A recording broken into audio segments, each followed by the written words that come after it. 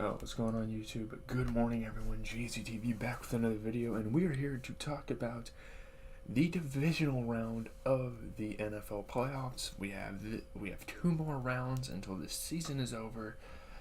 It's been a great ride with you guys, but man, we had some decent divisional games. This video won't be a very long video, and I don't really want it to be, frankly, because I still have to talk about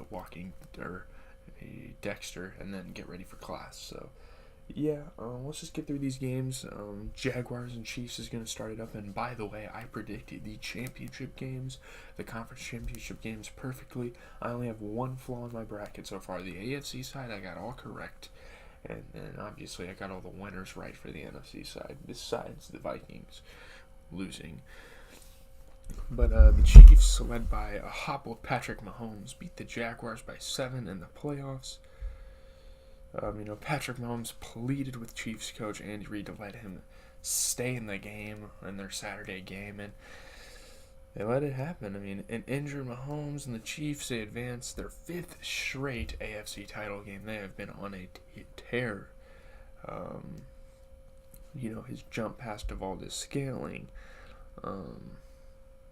Red zone fumble recovery from the Chiefs defense. The Chiefs defense came up bigger than they ever have. Since Patrick Mahomes has been there, their defense won them the game.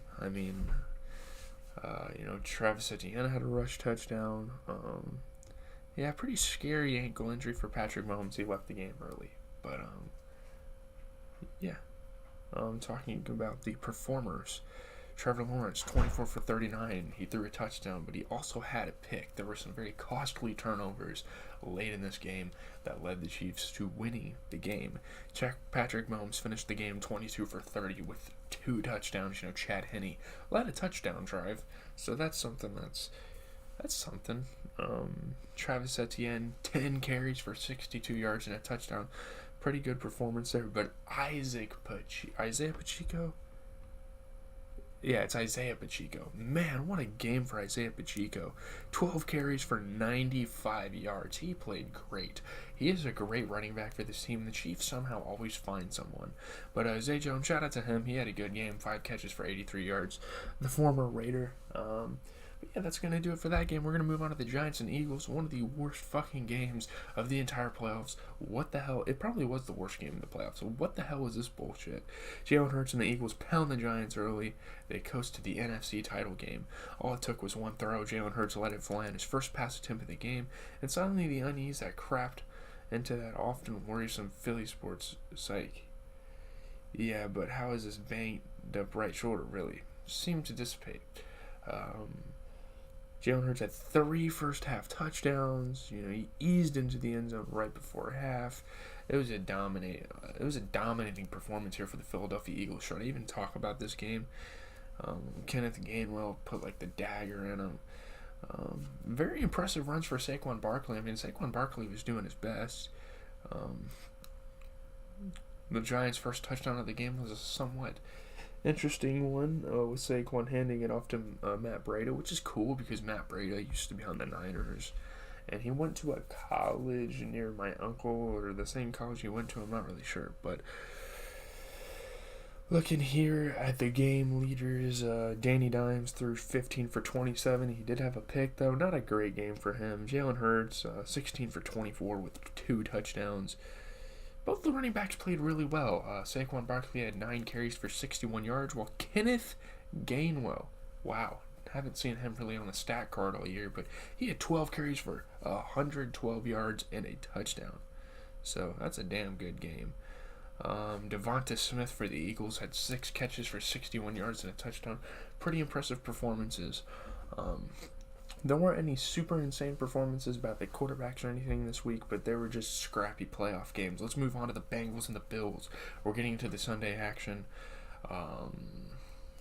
This was kind of a disappointing matchup. I thought this was going to go down to the wire, but the Bengals returned to the AFC Championship with a 17-point win over the Bills.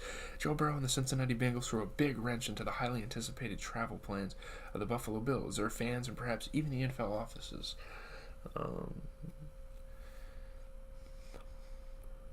Their second straight AFC title game trip for the Bengals. Shout out to them. They had a game-sealing pick. They made the Snow Angels. They celebrated on the field. They had some fun. On the opening drive, Joe Burrow finding Jamar Chase for a touchdown, and this seems familiar because this literally happened in their first meeting. So, yeah. Josh Allen got shaken up. It just wasn't great. Damar Hamlin showed up to the game. He was in the house, and that was a cool little moment. But man, Joe Burrow played a hell of a football game. 23 for 36, 242 yards, 2 touchdowns. Josh Allen threw 25 for 42, 265 yards, but he did throw a pick. His receivers, Stephon Diggs appeared to be very frustrated, and I fully understand why.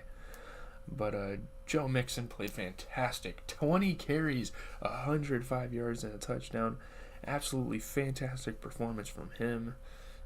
Jamar Chase had 5 catches for 61 yards and a touchdown, while Dawson Knox had a pretty good game. 5 catches, 65 yards. I think he averaged like 13 yards a catch. So, shout out to him. Obviously, the Bills, another heartbreaking playoff run cut short, and at least this time it was before the championship game. So, yeah.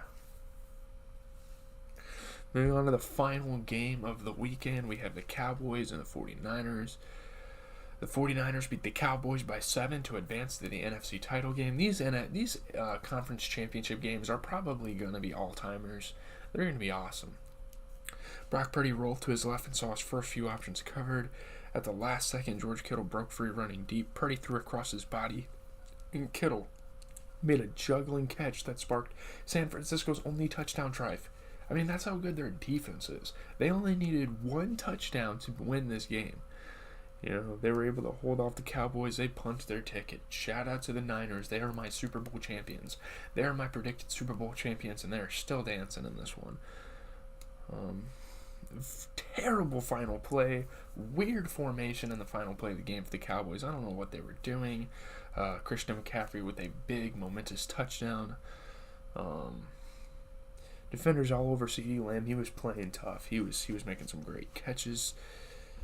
So was George Kittle. George Kittle made that remarkable catch, and he was able to dodge the defender, which I'm sure he would have got clocked by. But yeah, some pretty good performances in this one. Dak Prescott, 23 for 37. He threw a touchdown, but he had 2 fucking interceptions. Unacceptable, man. Brock Purdy threw 19 for 29 at 214 yards. CeeDee Lamb had 10 catches for 117 yards. George Kittle had 5 catches for 95 yards. Both of those receivers played well. Obviously, Kittle's technically a tight end, but that's going to do it, guys. Hopefully you enjoyed the video. We got to get going on our Dexter video, but it's been great talking to you guys all season. We still have 2 more of these videos to make on the year. 1 for the conference championship games. The videos, it's crazy because throughout the year, the videos get shorter and shorter as we inch closer to the end of the season. It's been a great season. Obviously, my Packers haven't been a part of the playoffs, but I'm still enjoying the games, and maybe that makes me enjoy the games more. I'm not really sure, but leave a like, comment, and subscribe. I appreciate you guys for popping out to every video all season, if you have. We've gotten a couple of subscribers over the last few days, so I really appreciate all the support. People just stumble upon my videos and comment. I think that's great. I think that's awesome. So shout out to everyone that has popped out. Hopefully you guys have a good rest of your day. If you like Dexter, stay tuned because